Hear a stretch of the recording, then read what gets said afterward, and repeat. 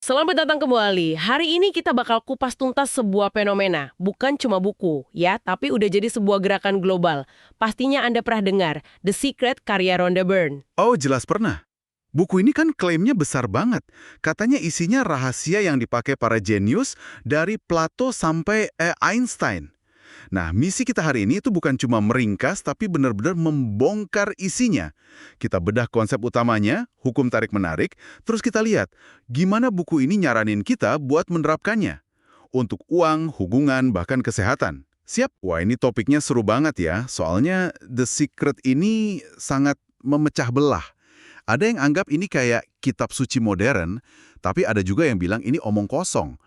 Yang menarik, seperti yang Anda bilang tadi, idenya sendiri tuh sebenarnya nggak baru-baru amat. Ini tuh kumpulan dari pemikiran-pemikiran kuno. Kejeniusan Rhonda Byrne itu gimana dia mengemasnya jadi sesuatu yang super simple dan kedengarannya sangat memberdayakan. Bahwa pikiran Anda secara harfiah, yaitu menciptakan realitas Anda. Oke, kita langsung ke intinya deh. Apa sih sebenarnya rahasia yang dimaksud ini? Konsep dasarnya kan yang serupa menarik yang serupa, atau like attracts like. Kedengarannya simple, tapi buku ini membawanya ke level yang jauh lebih dalam lagi, kan? Jauh lebih dalam. Buku ini menjelaskannya bukan sebagai metafora loh, tapi sebagai hukum fisika. Sama kayak gravitasi, setiap pikiran yang kita punya itu digambarkan sebagai benda nyata yang punya frekuensi getaran. Anda, saya, kita semua diibaratkan menara pemancar manusia paling kuat di semesta. Wow, menara pemancar. Iya, setiap detik kita ini menyiarkan frekuensi pikiran kita. Nah, alam semesta merespons getaran itu. Dengan cara apa? Ya dengan mengirim balik hal-hal yang frekuensinya sama. Jadi, kalau Anda terus-terusan mikirin utang, yang ditarik ya lebih banyak situasi yang bikin utang. Kalau mikirin bahagia, ya ditarik kebahagiaan. Intinya, seperti kutipan paling terkenalnya itu, pikiran menjadi kenyataan. Tunggu sebentar. Pikiran menjadi kenyataan, ini kan klaim yang luar biasa besar ya. Maksudnya beneran literal gitu, saya bisa mikirin secangkir kopi, terus tiba-tiba kopinya muncul di depan saya. Atau ini lebih ke metafora psikologis, di mana pikiran positif bikin kita lebih proaktif, lebih peka sama peluang. Nah, ini pertanyaan kuncinya. Buku ini menyajikannya sangat-sangat literal. Tapi kalau kita coba bedah dari kacamata psikologi, ya ada penjelasan yang lebih masuk akal. Ini bisa nyambung ke konsep seperti Reticular Activating System atau RAS di otak kita. Oke. RAS itu kayak filter. Dia yang nentuin informasi mana yang boleh masuk ke kesadaran kita. Misalnya, Anda mutusin pengen beli mobil warna merah. Tiba-tiba, Anda bakal lihat mobil merah di mana-mana. Iya, sering banget kejadian begitu. Bukan karena mobil merahnya jadi lebih banyak kan, tapi karena otak Anda udah diperintahkan untuk merhatiin itu. Jadi waktu Anda fokus ke kelimpahan, otak Anda secara aktif nyari bukti dan peluang kelimpahan di sekitar Anda. Ah, masuk akal. Tapi buku ini juga menyoroti satu masalah besar yang sering bikin orang gagal, yaitu kecenderungan kita fokus sama hal yang tidak kita inginkan. Gimana tuh penjelasannya? Betul sekali, hukum tarik-menarik ini digambarinya kayak mesin fotokopi, impersonal. Dia nggak memproses negasi. Kata zaman, tidak atau bukan itu, diabaikan. Diabaikan. Iya, dia cuma menangkap subjek dari pikiran Anda. Jadi kalau Anda panik terus mikir, saya tidak mau terlambat, saya tidak mau terlambat. Yang didengar alam semesta cuma terlambat, terlambat, terlambat. Dan dia akan kasih semua situasi yang bikin Anda terlambat. Mirip kayak eksperimen psikologis itu ya, jangan pikirkan gajah berwarna merah muda. Yang muncul di kepala ya... Gajah berwarna merah muda, tentu saja. Oke, ini jadi tantangan besar dong, katanya kita punya sekitar 60.000 pikiran setiap hari. Mustahil kan memantau semuanya satu persatu biar tetap positif? Rasanya capek banget. Buku ini pasti punya jalan pintas kan? Tentu saja. Dan jalan pintasnya, menurut buku ini, adalah perasaan Anda. Emosi Anda. Emosi itu sistem navigasi kita. GPS internal kita lah. GPS internal. Nggak perlu pusing memonitor tiap pikiran, cukup perhatikan apa yang Anda rasakan saat ini. Kalau Anda merasa baik, senang, bersyukur, cinta, itu tandanya pikiran Anda lagi selaras sama keinginan Anda. Frekuensinya pas. Sebaliknya, kalau merasa buruk, marah, cemas, sedih, itu alarm dari alam semesta. Kayak bilang, "Hei, pikiranmu lagi nggak sinkron, ganti frekuensinya." Konsep emosi sebagai GPS ini menarik. Tapi ini bisa jadi bumerang juga kan? Gimana dengan orang yang mengalami depresi klinis misalnya? Atau yang lagi berduka mendalam? Bukankah pesan pokoknya harus merasa baik? Ini bisa jadi toxic positivity, di mana emosi negatif yang wajar malah ditekan? Anda menyentuh titik kritis yang sering jadi perdebatan. Betul, buku ini memang nggak bahas kondisi kesehatan mental secara spesifik. Tapi solusinya, untuk perasaan buruk itu adalah apa yang disebut secret shifters, pengubah rahasia. Secret shifters. Iya, ini semacam tombol darurat buat mengubah frekuensi Anda secara instan. Bisa sesederhana muter lagu favorit, lihat foto liburan, atau meluk hewan peliharaan. Tujuannya bukan buat menekan emosi negatif ya, tapi untuk secara sadar memilih fokus yang bisa ngangkat getaran Anda walau cuma 1-2 menit. Jadi kayak pattern interrupt dalam psikologi. Dan kalau nggak salah buku ini nyebutin ada satu emosi yang frekuensinya paling tinggi kan? Benar, frekuensi tertinggi dari semuanya adalah cinta.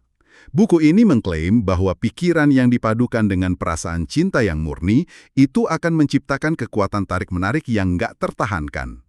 Cinta di sini bukan cuma cinta romantis ya, tapi perasaan cinta ke apapun, keluarga, alam, pekerjaan, bahkan hidup itu sendiri. Oke, jadi kita udah paham soal frekuensi dan pentingnya perasaan. Sekarang, gimana caranya kita secara aktif memesan apa yang kita mau dari alam semesta? Disinilah masuk proses 3 langkah yang diibaratkan kayak kisah Aladin dan jin. Tepat. Jin di sini itu alam semesta. Yang tugasnya cuma satu, mengabulkan permintaan tanpa nanya. Motonya, keinginanmu adalah perintahku. Prosesnya ada 3. Pertama, meminta. Ask. Langkah ini butuh kejelasan mutlak. Anda harus tahu persis apa yang Anda inginkan. Buku ini nyaranin buat nulis di kertas. Tapi ada satu aturan penting. Tulis dalam bentuk waktu sekarang. Present tense. Seolah-olah Anda udah menerimanya. Oh, jadi bukan saya akan punya mobil baru, tapi lebih kayak, Saya sangat bahagia dan bersyukur sekarang karena saya menikmati mobil baru saya. Gitu. langkah meminta ini kayaknya yang paling gampang ya. Tapi langkah kedua, percaya, nah ini yang sering bikin orang kesandung. Anda harus percaya keinginan itu udah jadi milik Anda, bahkan waktu mata Anda belum lihat buktinya sama sekali. Bukannya ini kayak menipu diri sendiri? Pertanyaan bagus. Buku ini jelasin percaya itu bukan penipuan, tapi penyesuaian realitas internal kita. Anda harus bertindak, berbicara, dan berpikir seolah-olah udah menerimanya. Nah, disinilah bagian bagaimana caranya, itu harus dilepaskan sepenuhnya. Itu bukan tugas Anda, itu tugas alam semesta. Oke. Kalau Anda terus cemas mikirin caranya, Anda justru ngirim sinyal ragu. Terus, langkah ketiga, menerima. Ini bukan nunggu pasif ya. Menerima itu tentang merasakan. Merasakan perasaan yang bakal Anda punya pas keinginan itu terwujud. Anda harus merasakannya sekarang. Perasaan gembira dan syukur itulah yang menempatkan Anda di frekuensi menerima. Contoh bertindak seolah-olah yang paling saya ingat dari buku ini itu kisah seorang wanita yang mau menarik pasangan idealnya. Bisa diceritain lagi? Ya, itu contoh yang sempurna. Buat nunjukin gimana tindakan kita seringkali bertentangan sama keinginan kita. Wanita ini sadar, meskipun dia bilang pengen punya pasangan, seluruh hidupnya itu berteriak kalau dia lajang. Gimana tuh? Dia parkir mobil persis di tengah garasi. Nggak nyisain ruang buat mobil lain. Lemari pakaiannya penuh sesak, nggak ada tempat buat baju orang lain. Dia bahkan tidur di tengah-tengah kasur. Ah, oke. Jadi, dia mulai bikin perubahan kecil. Dia parkir mobilnya di satu sisi, kosongin sebagian lemarinya, terus mulai tidur di satu sisi tempat tidur. Dia bertindak seolah-olah pasangannya udah ada di sana. Menurut buku itu, nggak lama kemudian, dia beneran ketemu jodohnya. Nah, untuk membantu proses percaya dan menerima ini, buku ini kan juga sangat menekankan 2 alat bantu yang kuat. Kita mulai dari rasa syukur deh. Ini lebih dari sekedar bilang terima kasih kan? Jauh lebih dari itu. Rasa syukur digambarkan sebagai cara tercepat buat mengubah energi Anda dan mendatangkan lebih banyak hal baik. Prakteknya sederhana kok. Setiap pagi, sebelum bangun dari tempat tidur, buat daftar mental hal-hal yang Anda syukuri. Ini secara fundamental menggeser fokus Anda dari apa yang kurang dalam hidup Anda ke apa yang sudah Anda miliki. Ada kisah Lee Brower yang pakai batu rasa syukur. Dia ambil batu kecil, masukin ke saku. Setiap kali tangannya nyentuh batu itu jadi pengingat buat berhenti sejenak dan mikirin sesuatu yang dia syukuri. Jadi batunya bukan jimat ya, tapi lebih sebagai pemicu psikologis, pengingat, kayak ngikat benang di jari. Lalu alat bantu kedua, visualisasi. Banyak yang salah kaprah nganggap ini sekedar melamun. Apa yang bikin visualisasi versi The Secret ini beda? Perbedaannya ada di perasaan. Visualisasi yang efektif itu bukan cuma lihat gambar di kepala Anda. Tujuannya itu buat membangkitkan emosi dan perasaan yang begitu nyata, seolah-olah Anda beneran lagi ngalamin itu saat ini. Anda nggak cuma lihat diri Anda nyetir mobil impian. Anda ngerasain tekstur setirnya, nyium bau interior barunya, dengar suara mesinnya, dan yang paling penting, ngerasain kegembiraan yang meluap-luap. Dan contoh paling fenomenal soal ini, kisah John Assaraf dengan papan visinya. Itu cerita yang luar biasa sih. Benar-benar luar biasa. John Assaraf ini bikin papan visi, vision board, dia tempelin berbagai gambar dari hal-hal yang dia inginkan, termasuk sebuah rumah mewah yang fotonya dia gunting dari majalah. Bertahun-tahun berlalu, dia pindah rumah beberapa kali. Suatu hari, pas lagi berkemas di rumah barunya, anaknya nemu kotak berisi papan visi lamanya. Lalu, Pas dia buka, dia nangis terseduh-seduh. Rumah yang lagi dia tinggali saat itu adalah rumah yang sama persis dengan yang ada di fotonya, sampai ke detail terkecil. Dia beli rumah itu tanpa sadar kalau itu adalah rumah impiannya dari papan visinya. wow! Sekali lagi ya, ini bisa dilihat dari dua sisi. Sisi mistisnya, dia memesan rumah itu dari alam semesta. Sisi psikologisnya, gambar itu tertanam di alam bawah sadarnya. Jadi dia secara nggak sadar bikin keputusan-keputusan yang ngebawa dia ke rumah itu. Tepat. Buku ini lebih condong ke penjelasan mistis, tapi penjelasan psikologisnya juga sangat kuat. Papan visi itu memprogram otak Anda buat ngenalin dan bergerak menuju tujuan tersebut. Oke, sekarang kita masuk ke area yang paling praktis sekaligus paling kontroversial, uang dan kesehatan. Untuk uang, saran kayak berpura-pura tagihan adalah cek. Bukankah itu sedikit seperti lari dari kenyataan? Atau denial finansial. Dari luar memang kelihatannya gitu. Tapi logika di baliknya adalah tentang mengubah hubungan emosional Anda dengan uang. Kebanyakan orang, kan, pas lihat tagihan ngerasanya cemas, kurang, sesak. Perasaan itu menurut buku ini cuma akan narik lebih banyak kekurangan. Dengan pura-pura tagihan itu cek, atau dengan bersyukur pas bayar tagihan, karena itu artinya Anda mampu bayar, Anda mengubah getaran Anda dari kekurangan jadi kelimpahan. Tujuannya bukan buat ngabahin tagihan, tapi buat ngilangin muatan emosi negatifnya. Jadi mengubah perasaan tentang uang, bukan angkanya. Masuk akal. Nah, sekarang soal kesehatan. Ini bagian yang paling sering kena kritik. Tajam buku ini bikin koneksi yang sangat langsung antara pikiran dan tubuh fisik. Sangat langsung. Efek placebo dibahas sebagai bukti utama hukum tarik-menarik lagi bekerja. Pasien bisa sembuh cuma karena mereka percaya obat yang mereka minum, yang sebenarnya cuma pil gula, akan nyembuhin mereka. Buku ini bahkan bilang kalau penyakit itu nggak bisa hidup di dalam tubuh yang kondisi emosionalnya sehat. Dan ada kisah Morris Goodman, The Miracle Man, yang sering dikutip itu. Ya, kisahnya sangat inspiratif. Morris Goodman ini kecelakaan pesawat, lumpuh total dari leher ke bawah. Bahkan nggak bisa nafas tanpa ventilator. Dokter bilang, sisa hidupnya bakal dia habiskan sebagai sayuran. Tapi di dalam pikirannya, satu-satunya hal yang dia lakukan adalah memvisualisasikan dirinya jalan keluar dari rumah sakit. Dia pegang teguh gambaran itu. Betul. Beberapa bulan kemudian, dia benar-benar berjalan keluar dari rumah sakit dengan kakinya sendiri. Tapi, disinilah letak bahayanya kan. Implikasi dari cerita-cerita ini bisa sangat problematis.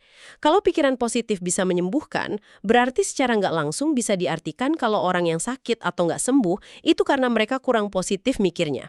Ini bisa mengarah ke victim blaming, menyalahkan korban. Dan itulah kritik paling valid dan paling kuat terhadap The Secret. Tepat sekali, buku ini nggak secara eksplisit bilang begitu, tapi implikasinya kuat banget dan bisa berbahaya kalau disalahartikan. Penting untuk melihatnya dari perspektif pemberdayaan, bukan penghakiman. Pesan yang ingin disampaikan itu adalah untuk fokus pada apa yang bisa kita kontrol, yaitu kondisi internal kita, pikiran dan perasaan, tanpa menafikan pentingnya pengobatan medis. Ini seharusnya jadi alat tambahan, bukan pengganti tindakan medis. Jadi, setelah kita bedah semua ini, apa kesimpulan utamanya? Tampaknya The Secret ini bisa dibaca dengan dua cara yang sangat berbeda ya, sebagai panduan literal untuk memesan realitas dari alam semesta atau sebagai manual yang sangat kuat untuk psikologi terapan, menggunakan fokus, visualisasi, dan emosi untuk mengubah pola pikir dan perilaku kita. Tepat sekali. Anda bisa pilih mau pakai lensa yang mana. Tapi pada akhirnya, pesan intinya sama. Anda adalah pencipta hidup Anda. Bukan dalam arti pasif ya, tapi aktif. Apa yang Anda fokuskan akan berkembang. Apa yang Anda syukuri akan bertambah. Dan apa yang Anda rasakan saat ini, itu sedang menciptakan masa depan Anda. Bukan masa lalu yang mendefinisikan Anda, tapi pilihan fokus Anda di saat ini. Buku ini ditutup dengan kutipan dari Albert Einstein. Dia pernah berkata, pertanyaan terpenting yang bisa ditanyakan oleh manusia adalah, apakah alam semesta ini ramah? Menurut semua prinsip yang baru saja kita diskusikan, dengan menjawab ya pada pertanyaan itu, Anda secara aktif membuatnya menjadi demikian. Jadi saat Anda menjalani sisa hari Anda, mungkin ini pertanyaan yang bagus untuk direnungkan. Jawaban apa yang Anda pilih untuk terus-menerus disiarkan ke alam semesta?